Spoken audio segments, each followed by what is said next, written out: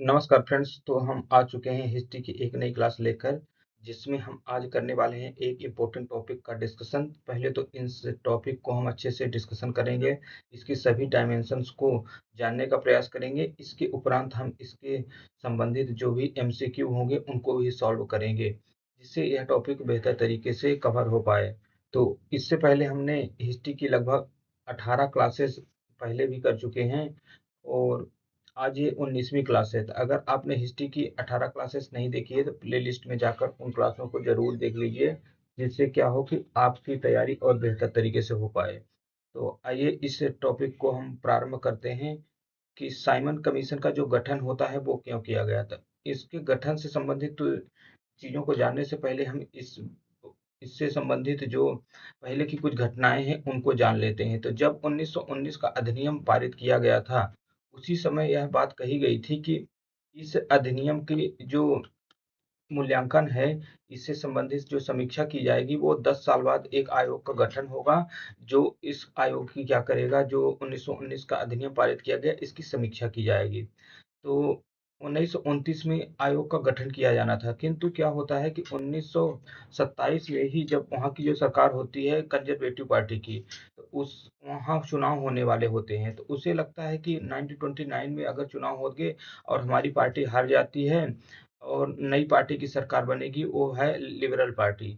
तो वो क्या करना चाहती है कि भारत के जो भविष्य है वो लिबरल पार्टी पर नहीं छोड़ना चाहती। वो ये चाहती है कि लिबरल पार्टी की सरकार बने इससे पहले ही कि भारत के भविष्य पर हम निर्णय कर दें। तो उसने क्या किया कि 1927 में ही साइमन कमीशन का गठन कर दिया। और साइमन कमीशन का जिसने गठन किया उसमें कुल कितने 7 सदस्य होते हैं। तो आइए अब इनको पीपीटी के माध्यम से और ज़्यादा जानकारियों को हम कलेक्ट करते हैं। तो जो भारत के राज्य सचिव लॉर्ड बेकिनहेड थे, उन्होंने क्या किया कि 8 नवंबर 1927 को सर जॉन साइमन की अध्यक्षता में एक आयोग का गठन किया गया। इस आयोग में कुल 7 सदस्य होते हैं और सभी सातों सदस्य जो थे वो अंग्रेज होते हैं। इनमें किसी भी भारतीय को आयोग का सदस्य नहीं बनाया जाता था। इसमें इम्पोर्टेंट सबसे बात यह है कि कुल सदस्य कितने हैं, तो इसमें है 7 सदस्य, और इसके जो अध्यक्ष हैं सर जॉन साइमन हैं। और ये इस आयोग का गठन करने वाले कौन है, तो वो है लॉर्ड बिरकिनहेड, जो कि क्या है भारत के राज्य सचिव हैं उस समय के।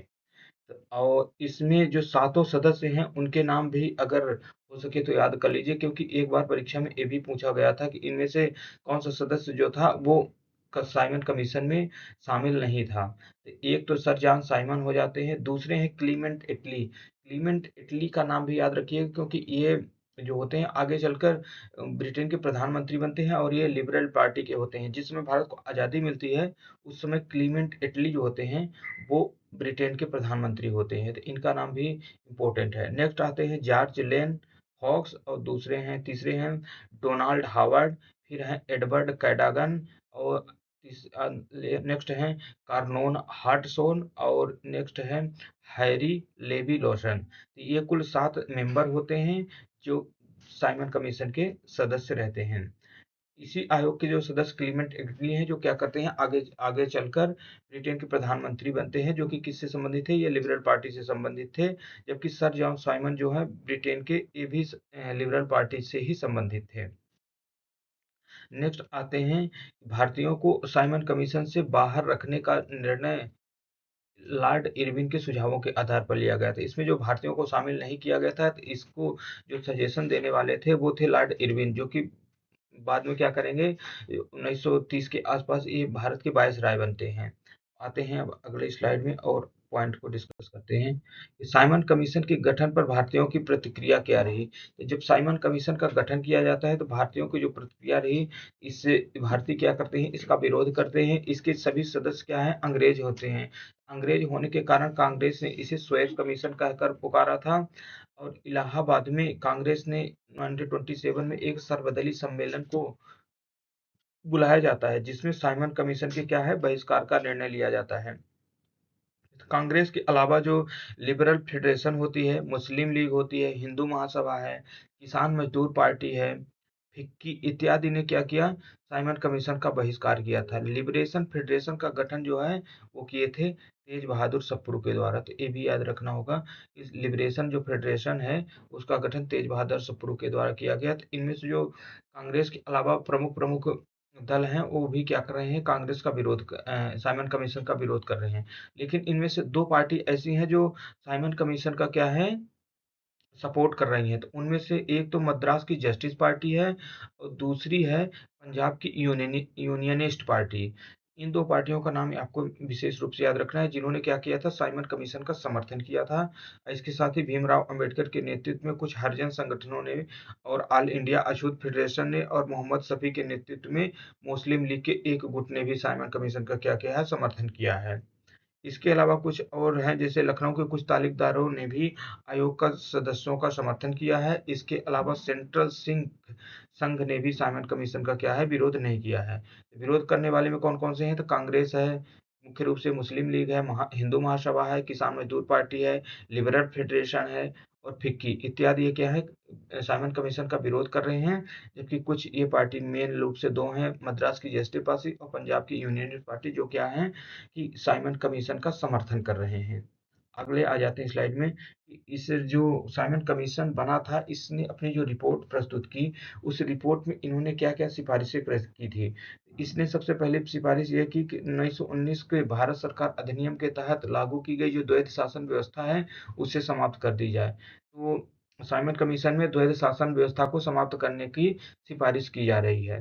नेक्स्ट पॉइंट इसने कहा था कि देश के लिए संघीय स्वरूप का संविधान बनाया जाना चाहिए। संविधान के संविधान का संघीय संविधान की बात किसमें की जा रही है? तो ये की जा रही है साइमन कमीशन की रिपोर्ट में।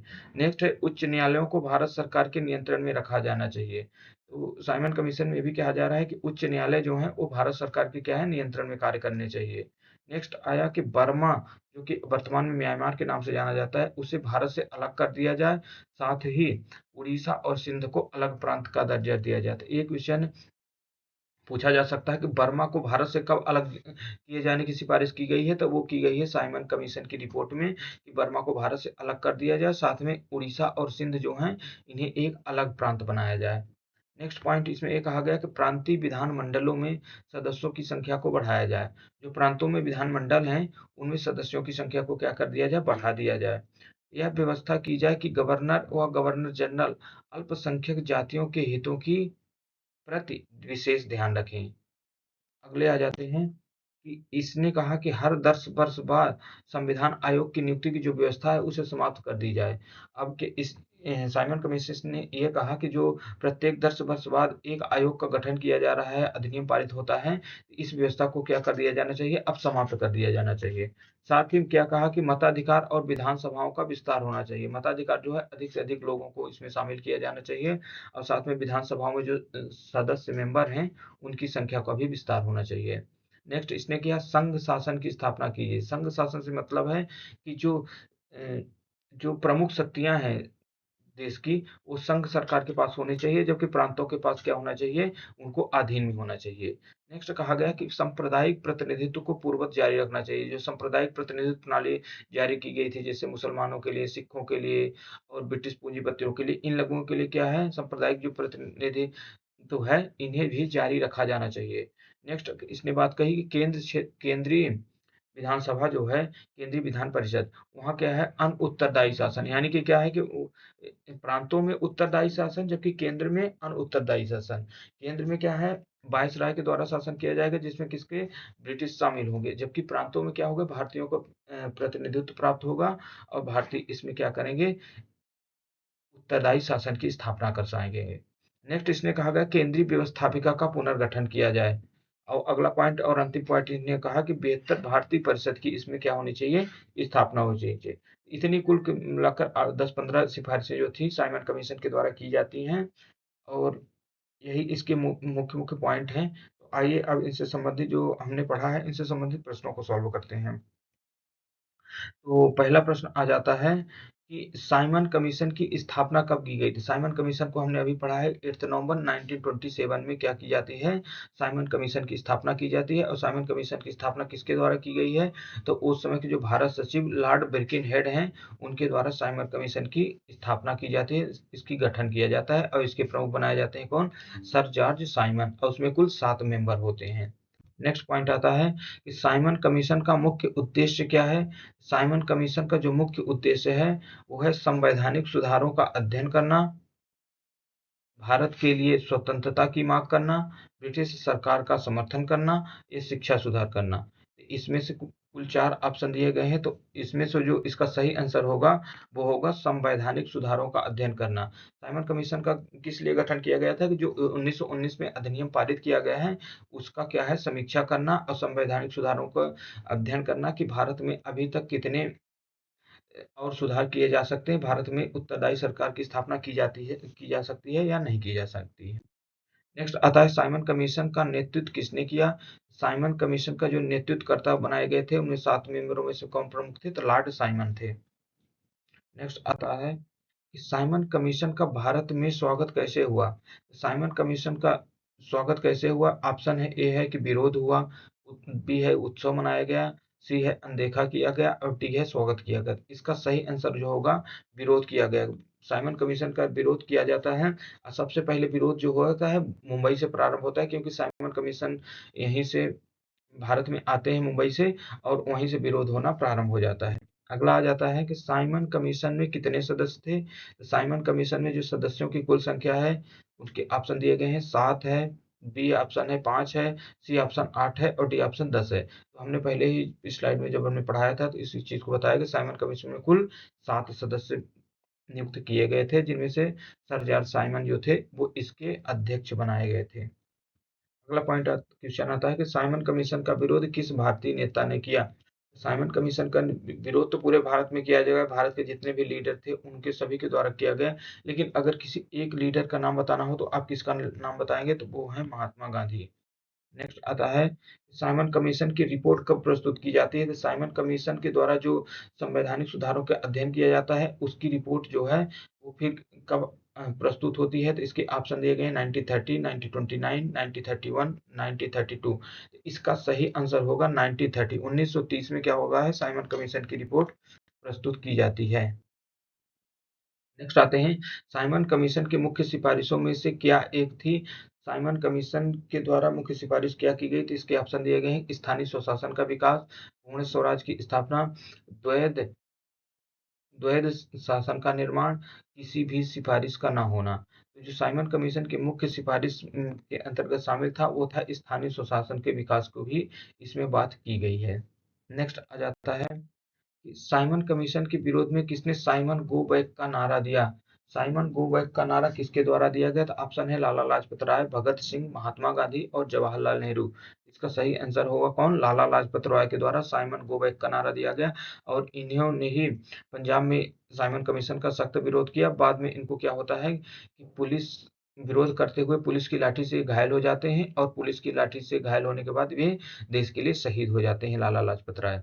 नेक्स्ट आते हैं कि लाला लाजपत राय की मृत्यु की घटना के कारण हुई थी। तो लाला लाजपत राय की जो मृत्यु की घटना होती है उसके ऑप्शन दिए गए हैं कि पुलिस लाठीचार्ज, साइमन कमीशन का विरोध, आत्मदाह या भूख हड़ताल। तो जब साइमन कमीशन को वो विरोध कर रहे होते हैं लाला लाजपत राय, तो उसी दौरान क्या होता है पुलिस लाठीचार्ज में घायल होते हैं और जिसके कारण उनकी क्या होती है मौत हो जाती है।